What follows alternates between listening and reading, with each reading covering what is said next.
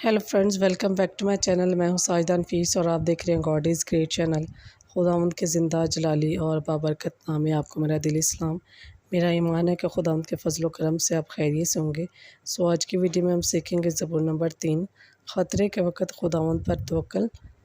Video करने तक ज़रूर देखिएगा और अगर आपको मेरी वीडियो अच्छी लगे तो लाइक और सब्सक्राइब ज़रूर कीजिएगा ताकि आपको मेरी नेक्स्ट आने वाली वीडियो सबसे पहले मिल सके और आप अपने ईमान को खुदावंद पर और ज़्यादा मजबूत और पुख्ता कर सके। चलिए चल कर शुरू करते हैं अपनी वीडियो को और सीखते हैं कि कलाम मुक़द्दस में ज़बूर नंबर 3 में ख़तरे के वक़्त खुदावंद पर तवक्कुल के हवाले से क्या इरशाद फरमाया गया है।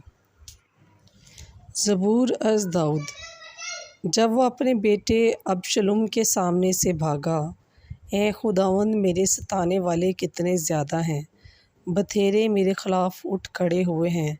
बथेरे हैं जो मेरी बाबत कहते हैं कि खुदा के पास उसके लिए रिहाई नहीं। लेकिन तू ए खुदावंद मेरी सिपर है, मेरा फ़ख्र है जो मुझे सरफराज करता है। मैंने अपनी आवाज़ से खुदावंद को पुकारा और उसने अपने कोहे मुक़द्दस पर से मेरी सुन ली। मैं लेटा और सो गया, मैं जाग उठा क्योंकि खुदावंद मुझे संभालता है। मैं लोगों के हज़ारों से भी नहीं डरूँगा, जबकि वो मेरे ख़िलाफ़ इर्द गिर्द सफ़ बांधते हैं। उठ ए खुदावंद, मुझे छुड़ा ए मेरे खुदा, क्योंकि तूने मेरे सब मुखालफों को जबड़े पर मारा है। तूने शरीरों के दांत तोड़ डाले हैं। खुदावंद के पास इस्तख़लास है, तेरी उम्मत पर तेरी बरकत हो।